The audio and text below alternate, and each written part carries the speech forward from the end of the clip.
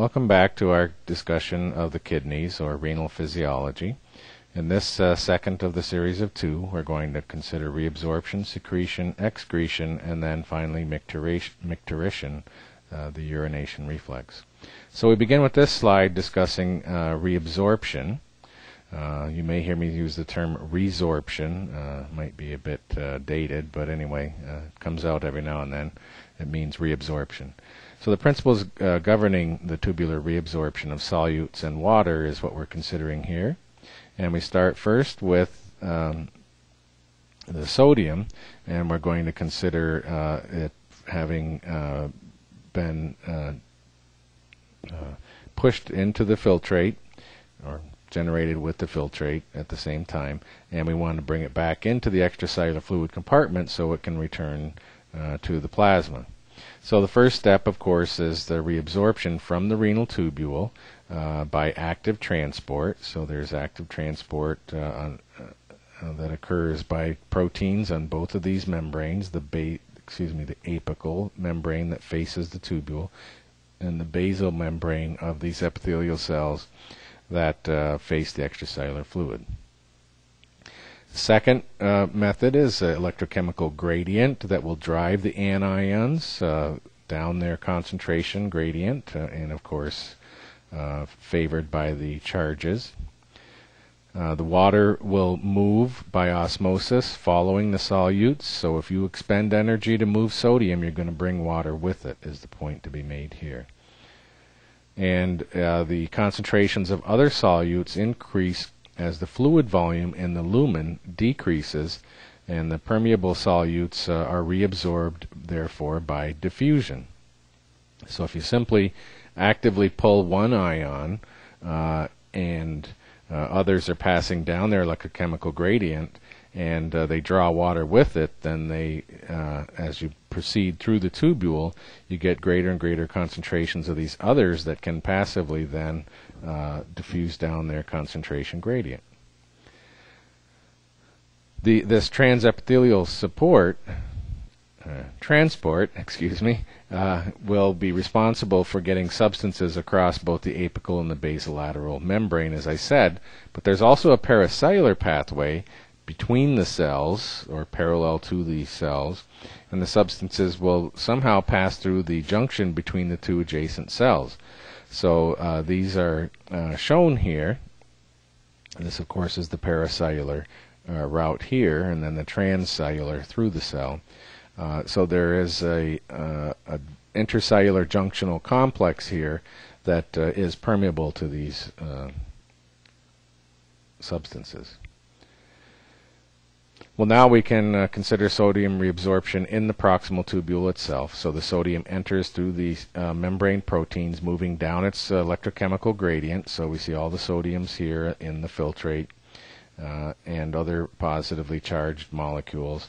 So the electrochemical gradient pushes it into the cytoplasm of the cell, where the sodium concentration is typically low. Then you expend energy to pump it into the extracellular fluid, where the sodium concentration is going to be high, and potassium is drawn into the cell. So this is an active transport. It is a sodium-potassium anti-porter because they're going in opposite directions. We'll see symporter in just a moment, but this is an anti-porter. They're going in transporting in opposite directions. So here is the sodium glucose symporter on the apical membrane. Notice this is on the basolateral membrane. So the sodium-potassium anti-porter is on the basolateral membrane. The sodium glucose symporter protein is on the apical membrane, drawing the sodium and the glucose. This is very important, out of the filtrate in the proximal convoluted tubule. Then at the basolateral membrane, again we have the sodium-potassium anti-porter that is ATP dependent, and of course by expending energy here, you keep the intracellular sodium concentration very low, so you have a tremendously strong electrochemical gradient, especially the concentration gradient, to bring the sodium in, and that will force the glucose in even if the intracellular glucose gets high. And of course, the glucose is quickly removed with the peritubular capillary plasma flow, and so the extracellular glucose is low in the interstitial fluid. So the sodium moving down its electrochemical gradient using the SGLT, sodium glucose linked transporter protein, pulls the glucose into the cells against its concentration gradient.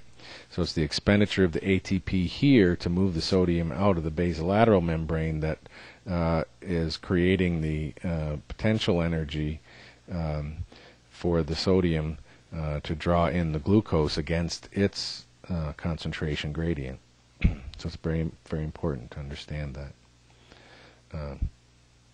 So that ATP-dependent pumping is important. So it's a sodium-potassium ATPase, but it also is an antiporter. The reabsorption then for urea is going to be a passive reabsorption, and for some plasma proteins is going to be transcytosis. Remember, we talked about transcytosis as a means for moving molecules across the endothelial cells, so it's basically an endocytosis type of a process on one side. Let's go back here. So you'd endocytose a little bit here, and then you exocytose there if it's a protein that can't be transported or certainly wouldn't diffuse through the membrane of the cell. So you have to put it in little packets and ship it across the cell and then dump it on the other side. So again, there is an animation for this. Well, now let's consider reabsorption as a saturable process. So saturation of the mediated transport. So if it depends upon a protein, it can be saturated depending upon the nature of the protein and the amount of the protein. So the kinetics always involve the affinity of the protein and the amount of protein that would be present, the protein concentration. That's pretty standard things to expect for these types of transport processes. If it's ATP dependent, then you have that additional variable, right? And so we can see that there is a range of plasma substrate concentration in milligrams per deciliter, illustrated here between 0 and 4, to where there is a renal threshold, which is the plasma concentration at which the saturation will occur.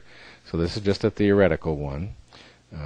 They may be using an actual substance that has 4 as the cutoff, but we're going to look at some others specifically. And then the y-axis is the transport rate of the substrate, so 0 to 4 milligrams per minute. So we have a rate versus a concentration graph. So the rate of transport changes, increases linearly with the increase in the concentration in the plasma to the point of the saturation of the transport structures, and that's where saturation occurs and you get a plateau effect.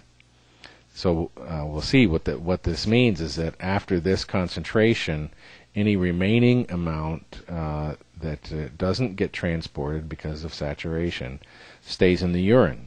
So we're going to talk about spillage into the urine for substances that can be transported for resorption, as we just talked about. Glucose is a prime example. So this saturation point, when we bring it to the y-axis, is the transport maximum, or the T sub m. It's the transport rate at saturation. Well, let's now just think of the glomerular filtration rate in milligrams per minute versus the plasma glucose. So this is the rate of putting it into the filtrate, right, or generating the filtrate with the glucose in it, one way or another, that you want to think about it. And then the other that we saw is drawing it back out to a point of saturation. So we'll build on each of these and then set them all together to see how they interplay. So obviously plasma glucose, the normal range should be below 100. Resting basal glucose should be 80 to 90, somewhere in here, right? So you can make it lower. Anyway, whatever's in the plasma ends up in the filtrate. So it's a linear relationship. And, 300 to 450 is really, really high. And milligrams per deciliter. Deciliter is 100 mLs. So you may hear glucose reported as milligrams per deciliter. In your brain, convert that deciliter to 100 mLs. So it's a linear relationship. Whatever's in the plasma is the concentration that ends up in the filtrate. Then the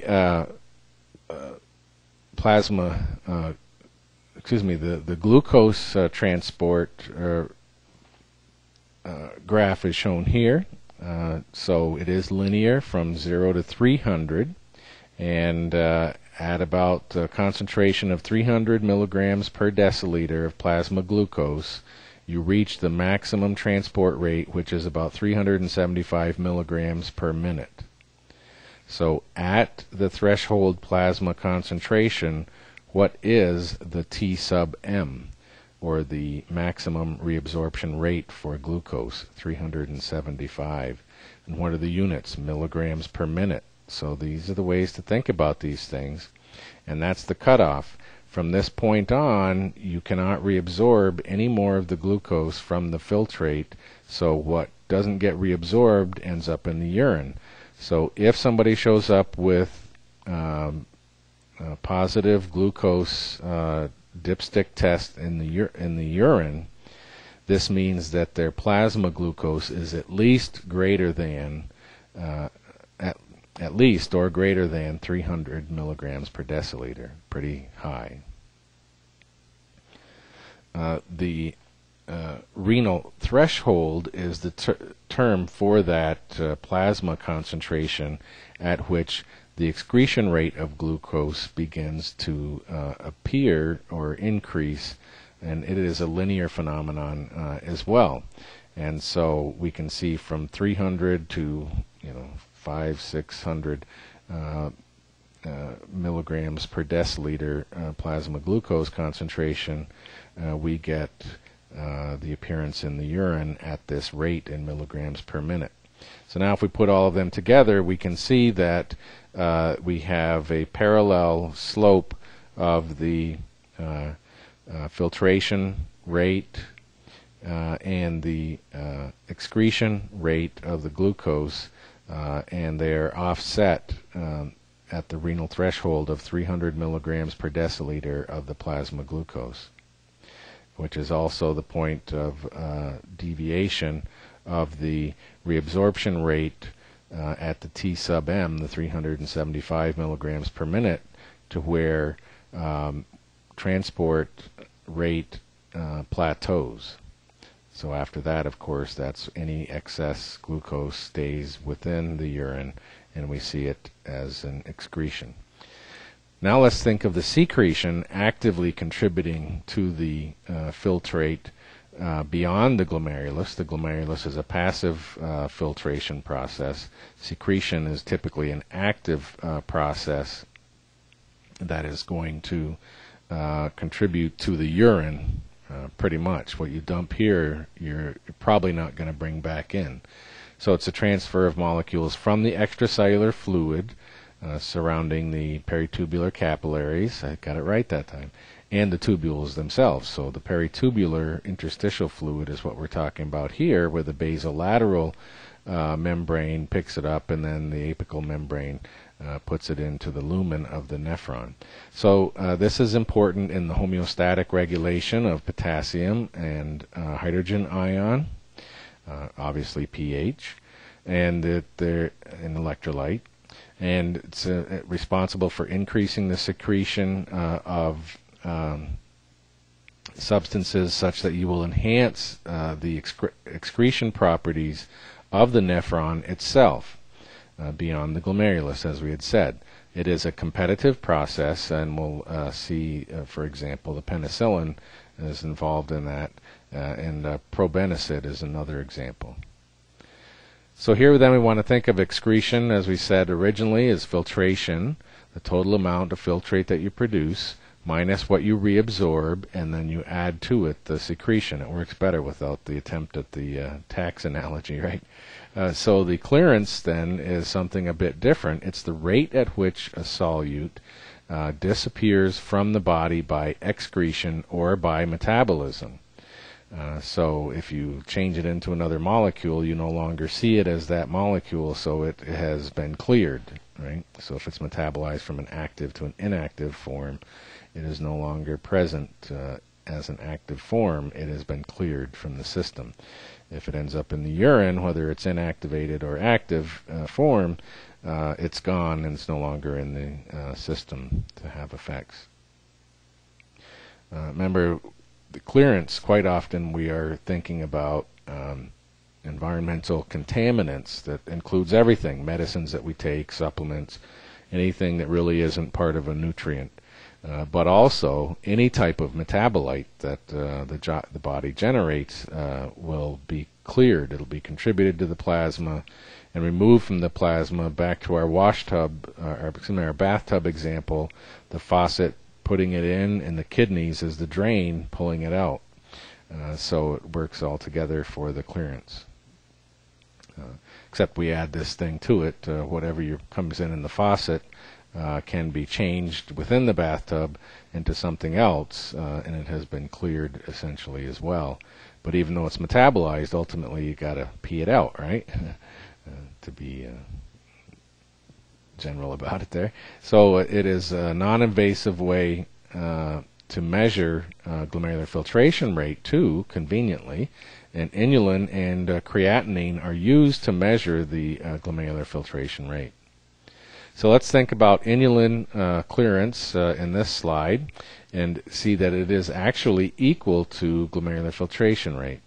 So we start first then with a volume of plasma, 100 mLs, and the inulin concentration in that, for this illustrative purpose, is 4 molecules. So 4 inulin molecules per 100 mLs of plasma enter the glomerulus through the afferent arteriole, and all 4 of those at a filtration rate of 100 mLs per minute will end up in the filtrate.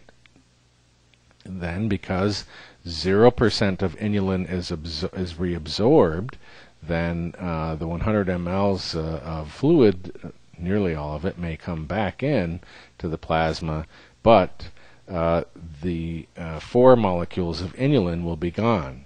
So if we counted the total number of molecules, if we measured the concentration of inulin on the renal arterial side, and in the urine, and on the renal venous side, right? So systemic arterial versus systemic venous, inulin concentrations versus urinary concentrations of inulin, you can estimate very closely and accurately and reliably the glomerular filtration rate.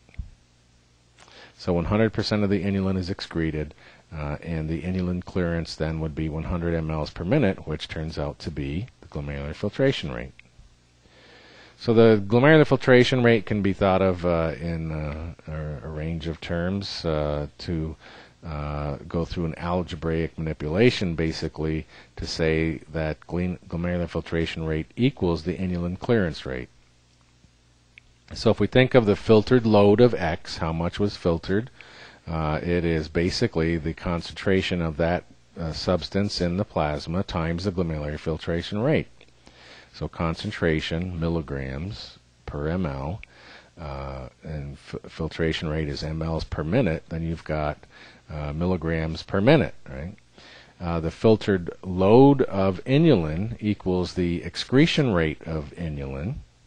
So the glomerular filtration rate then equals the excretion rate of inulin, this here, right, divided by the inulin plasma concentration. So what we're doing is we're taking this, the excretion rate of inulin, because it's equal to this, we put it here, and then we take this and divide both sides by it, So we've got the plasma concentration leaving glomerular filtration rate. So follow the algebraic solution there to say that glomerular filtration rate equals the excretion rate of inulin divided by the inulin concentration in the plasma, and that equals the inulin clearance, and the glomerular filtration rate therefore equals the inulin clearance when we take that out.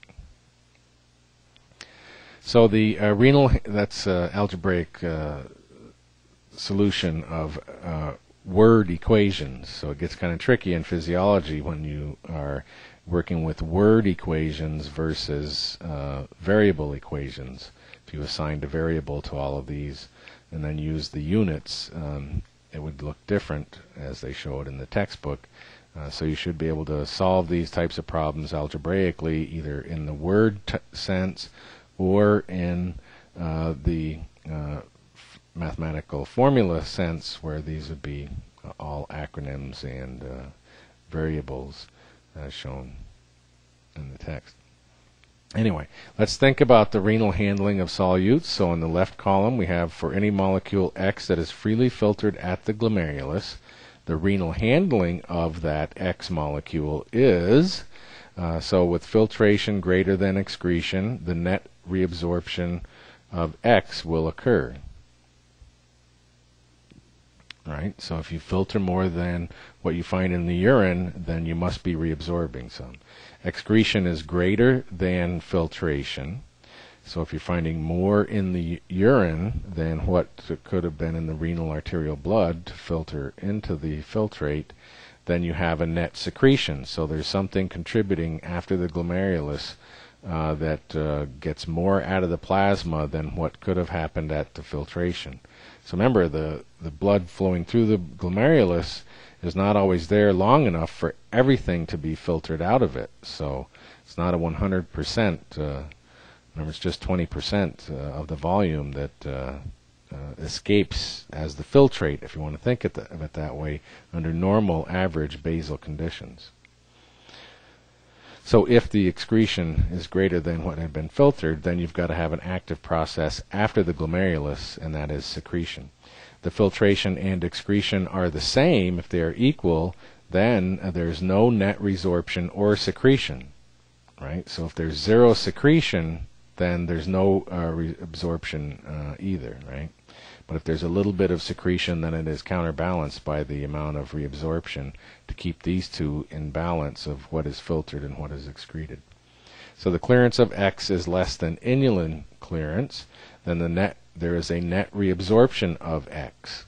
Remember, inulin has zero reabsorption. So if you get a differential in all these clearances, the concentrations to determine clearance of some molecule relative to the inulin that was administered at the same time, then you know that there must be a net reabsorption of your unknown molecule. The clearance of X is equal to inulin, then X is neither reabsorbed nor secreted. That was the extreme case that we were saying up here. The clearance of X is greater than the inulin clearance, then there is a net secretion of X. So all of these parametric considerations can be applied to the study of drugs, for example, testing of new drugs to determine their clearance. Now let's think about excretion, the final urine part of it. And we are going to first look at glucose clearance and then obviously urea clearance in these singular slides. So let's look at the relationship between clearance and excretion. So we have the 4 glucose molecules that are filtered. So this 4 is, I guess, 20%, or would be 20% of the total amount that was there, right? So 4 per 100 mLs per minute.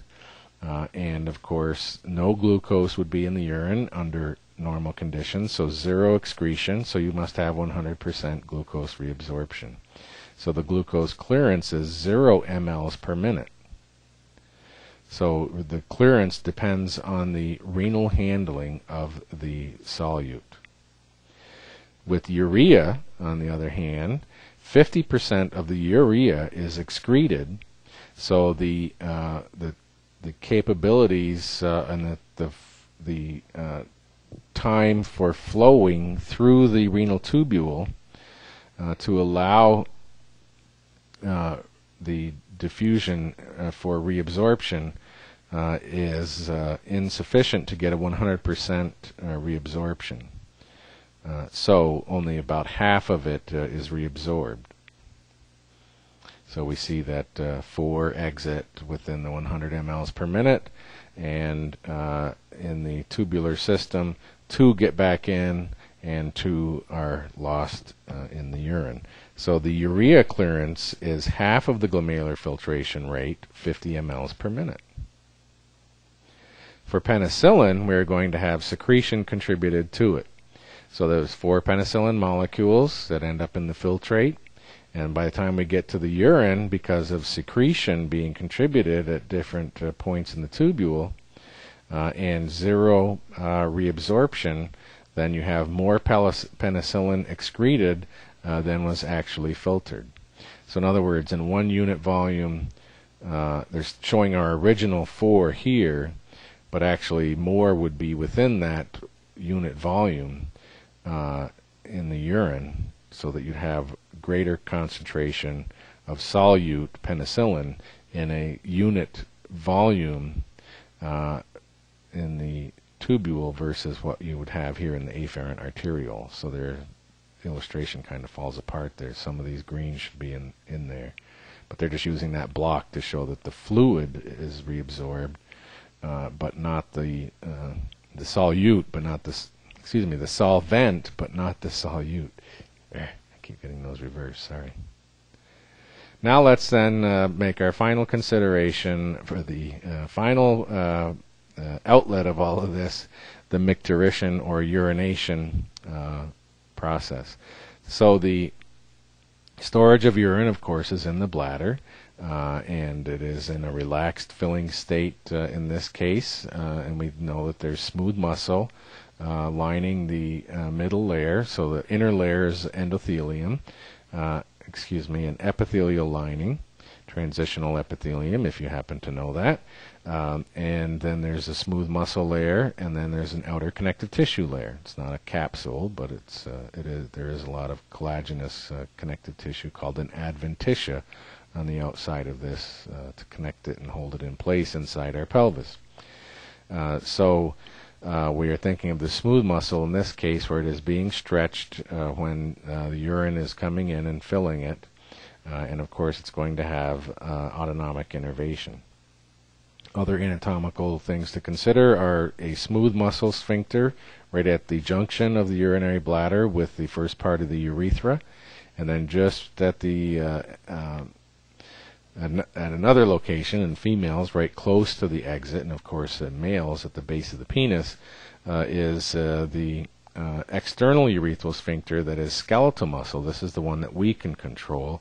So you can see that under normal conditions, when the bladder is not too full, the higher CNS input is going to maintain a certain discharge to this external sphincter to keep it constricted. When the bladder is really full and you've got to think about holding it in, these neurons are firing pretty fast to keep these external skeletal muscle sphincter cells in a contracted state. You don't want to exhaust your motor units, right? Remember motor unit recruitment? Well, you're pretty active at recruiting a lot of different ones, so that you're not getting them all at once and just exhaust them completely, and then there it goes. So let's take a look at this. We have the stretch receptors throughout the wall of the urinary bladder, so the sensory information comes into the dorsal gray horn. There will be interneurons, so one will be excitatory to drive the remember S234, the craniosacral part, the sacral portion of the craniosacral parasympathetic nervous system. S234 keeps the pee off the floor, also keeps the poo off the floor, as we said before. Within the sacrospinal cord, where the sensory information is coming in, you have interneurons that go directly to the preganglionic parasympathetic, and the postganglionics are always close to the target structure and innervate the smooth muscle of the wall of the urinary bladder. and will contribute to the tone, increased tone. But the other influence is the inhibition of the alpha motor neuron innervating the skeletal muscle, the external sphincter. So our higher centers have to consciously override this inhibitory interneuron to keep this neuron pool. Remember, they're showing one. There's a bunch of them in here. And we keep as many active as we can to hold the urine in with the external urethral sphincter. So these higher centers have to contribute to this circuitry for the conscious control over the micturition reflex. The smooth muscle of the bladder wall contracts. The internal urethral sphincter, that is smooth muscle, actually will passively give way to the dilation of the bladder. And so under normal conditions where the bladder is not filled, they will be contracted and prevent any urine from passing into the first part of the urethra. As the bladder fills, they will begin to relax, and the motor drive to them will be turned off. So we have our summary of the anatomy, the filtration. Remember the important podocyte with the filtration slits, and the mesangial cells contributing to the intrinsic blood flow regulatory mechanisms, although not a big part of the discussion in the book. But in our minds we know that that is true. But there's the other autoregulatory mechanisms for controlling glomerular filtration rate that we said. And then we saw in this presentation reabsorption, secretion, excretion, and micturition. Excuse me. Thank you for your time and attention.